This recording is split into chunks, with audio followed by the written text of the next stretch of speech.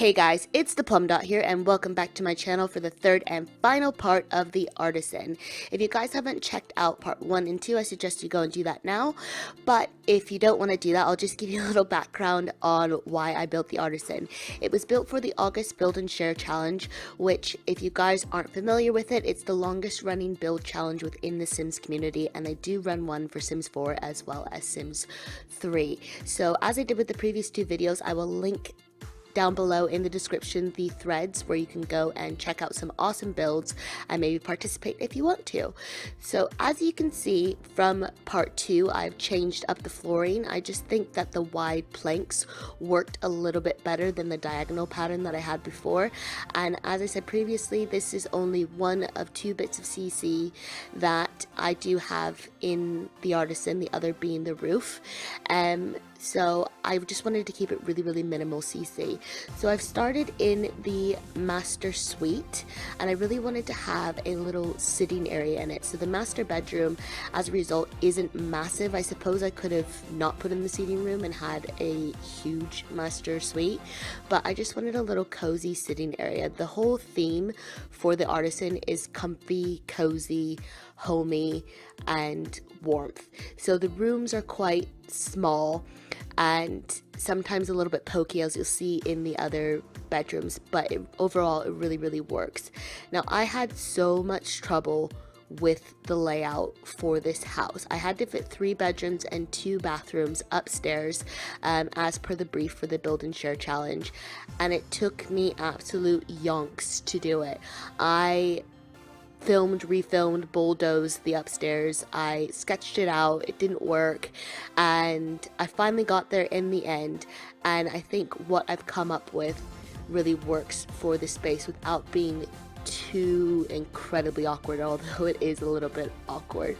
Now, the color scheme that I wanted to go for in the master bedroom, good God, I lost my train of thought. I am still sick, you guys. I'm so sorry. So if I sniffle or you hear me clear my throat, you can comment down below in the comments and call me a disgusting swine, because listening to myself right now talk is not the prettiest of sounds. So I do apologize for that. But anyway, back to the master suite. The color scheme that I wanted to go for was sort of reds and grays. Now you can see at the moment I do have red on the bedspread, but I think it was just a bit too much red, and so I do go back to the bedspread and change it to a gray tone and have the red be pops of color and accents. So I'm just working on the fireplace here, and I love a master suite, a little sitting area with a fireplace. Again, I swear, if ever I had a family home, the Artisan would be my ideal family home. It's just so comfy, cozy, and warm. And I can remember growing up, my parents had a fireplace in their master bedroom, although I don't think they ever used it. From what I can remember when I was growing up, but it was just really comfy and really cozy. And another thing that I like that I did in the master suite is that I sort of put those columns there as a divider, but it's still quite open. So again, with the neutral tones on the walls, and I think it just all really ties it in together. And now, like I said, I'm changing the bedspread to a gray and just having those pops of color. So we've moved on to the child's bedroom. Now, when I first was doing this, I wanted it to be a boy's bedroom, but then I thought, no, I'll just make it sort of gender neutral, because then any child could move into this room and doesn't have to repaint it. So I'm just pulling out all of the things that I think I want to use, as I tend to do, because searching through these catalogs is a pain in the butt. I've seen people in The Sims 4 when they're doing their builds and they get to search through the catalog, and I just think that's a brilliant idea instead of having to scroll through everything that you've got. So I tend to pull everything out, because if I didn't pull it out, I just would forget where it was and I'd never be able to find it again.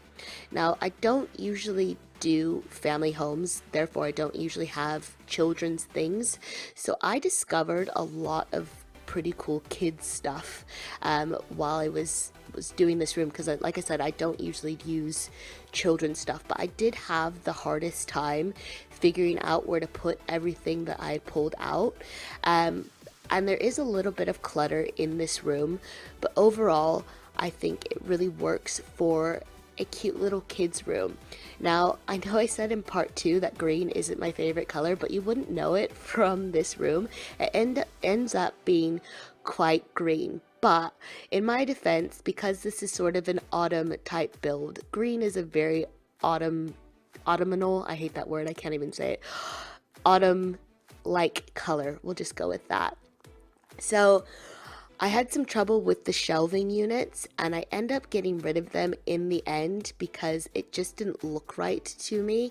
And because of the way the lighting works in The Sims 3, I couldn't get the lighting right on the shelves, and so you can see there that it's just changing colors and it's just looking really weird. So I do end up getting rid of those shelves and going and keeping that space quite open. Now that Superman cape thing right there, I thought that was really awesome, and I wish I would have used it, but then it would have been more geared towards a boy, and like I said, I wanted to keep it quite gender neutral. And so I went with these birds and then a little mirror and some other pictures there. And I'm just going through with the bedspread, and I end up doing the trick that I like to do where I change the background to white and then I let everything else come through in another color. And I'm just rambling here. I'm so sorry, you guys. My head is just full of cold and I just sound like a complete dumpster right now. So yes, still in the kids' room, as you can see, and I'm just going through and I'm recoloring everything and making sure all the woods come through. One of my ideas, sort of the backstory that I had while I was building this, is that obviously it's built for a family, so you've got a couple, they've got their kids, and I just had this thought that they had all worked on the house together, sanding down the floorboards, putting in the siding, maybe building the desks. I just wanted it to feel like it was a really handcrafted home. So there is a lot of different types of woods, but hopefully it looks like they all sort of go together in maybe a shabby chic sort of way. So here I am starting on the green. There's so much green in this room. I don't know what's wrong with me. One day I'm going to use my favorite color in a build. I'm going to use yellow because it is my favorite. And just doing the finishing touches here.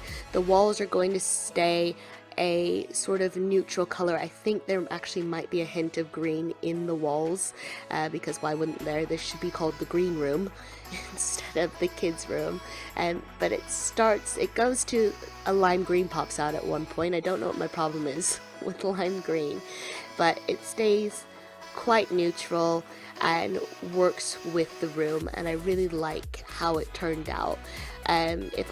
If I was growing up in a room like this, I think I'd like something like that.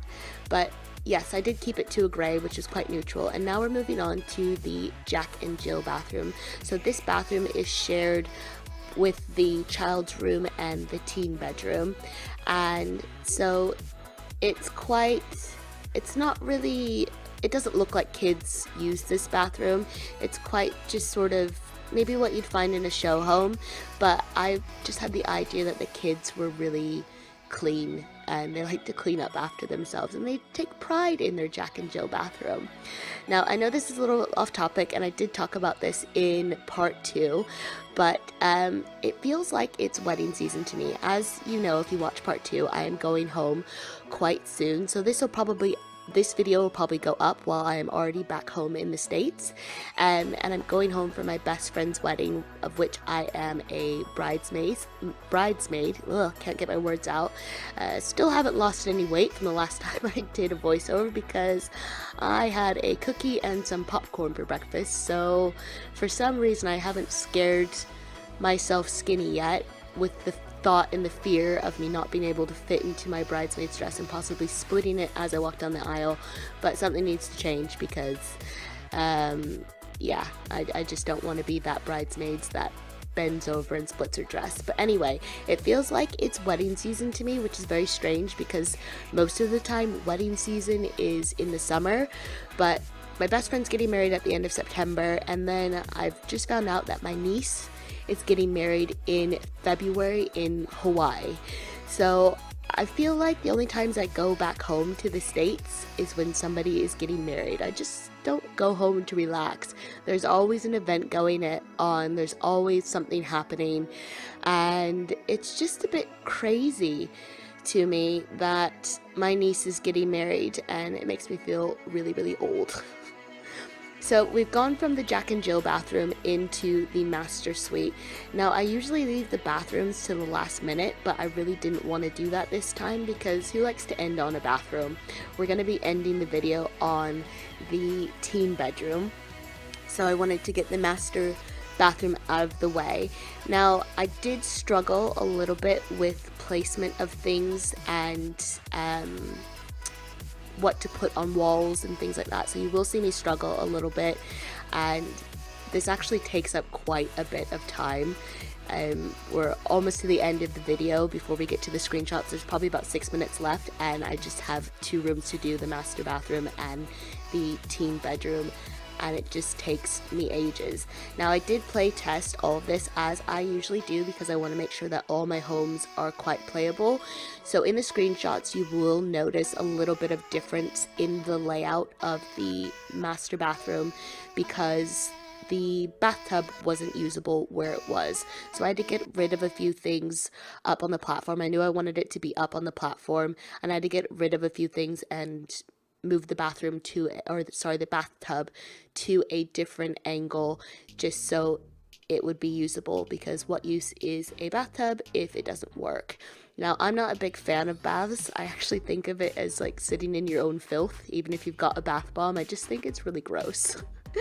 But there was this one time when I was younger, and I'd run a bath in my parents' bedroom because they had a nice big soaker tub, and I fell asleep on their bed, and you can imagine what happened. And the worst part of the whole thing with the tub overflowing is that for some reason when my parents built their house, they put carpet in the bathroom. Now I have to say that is the dumbest idea that anybody could ever have. Like, way to go, mom and dad. Whose idea was that? I just think it was stupid. So I got in a lot of trouble for the bathtub overflowing and me falling asleep. I don't know what I'd been doing before that I was absolutely knackered that I ran a bath and then immediately fell asleep on their bed, but I was in deep doo-doo. So I'm having a bit of trouble right now trying to figure out what to put on that wall. It's really weird to me. In Sims, when I'm decorating, I don't like to have blank walls or blank spaces, but if you were to look at my flat and if you were to go into a lot of people's homes that I know, there's not pictures on every surface of every wall in their homes, but for some reason, if there's not something on every wall in a Sims house that I'm doing, it just feels really blank and really empty to me. I don't know, what do you guys think about that? When you guys build and decorate, do you put something on every surface? I feel like there needs to be something, or else it just doesn't work with the space.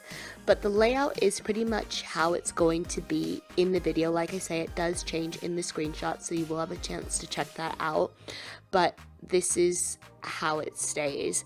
And I really liked how it was, and I really wish that the bathtub would have fit like that, because I just think it's a nice little oasis that that is in the master suite. So I'm just going through and recoloring everything. Everything is quite neutral and calming, except for, I've got to say, the wall covering that I use is quite dark, but I really, really like how it is. Oh, I'm so sorry, that is rank. I'm so sorry about that. I just had an absolute coughing fit and I had to pause the video, and my eyes are streaming now. I think, speaking of sleeping and falling asleep, I might have to take a nap after this because this cold has just knackered me out. But back to the master suite, we're just going through finishing off the coloring for the walls, and I absolutely love this deep blue. I think it's really nice, and it's probably the darkest room in the house. But for some reason, that dark blue is very, very calming to me. So We've jumped into the last bit of the video before we get to the screenshots, which is the teen bedroom. And as I was designing it, even though it's a really awkward shape, I tried to imagine what type of room I would have wanted as a teenager. Now, my ideal room probably would have had a loft space with a little bit of a library, but that's just like big goals, isn't it? So I went for a more cozy type of room, and there's not a lot to do in the teen room. I just sort of imagined that the teen would be someone who liked to read or listen to music, and so that's really what they use their bedroom for more than anything. And as you can see, just to the, well, it's now the right of the screen, I did do the landing off camera, just because it wasn't that interesting. I did put a fish tank in there. But the teen room, I just thought it could be like a space to hang out with your friends, read books, talk about boys or girls, and just hang out. There's not a desk in there, so there's no computer in there. Maybe the teen has a laptop and maybe they chill out on their bed on Instagram or taking selfies or whatever it is that teenagers do these days. But that's basically the teenage room. It's not massive, it's not a lot of space, but I just think it really, really works. So there's not much left in the video, so I think I'm going to love you and leave you with some music before we get to the screenshots. If you enjoyed the Artisan Part 3, make sure to give it a thumbs up. Leave me a comment down below, let me know what you think. And if you guys aren't already subscribed and you like what you see, why don't you go ahead and hit that button. Don't be a plum stranger now, guys. Bye!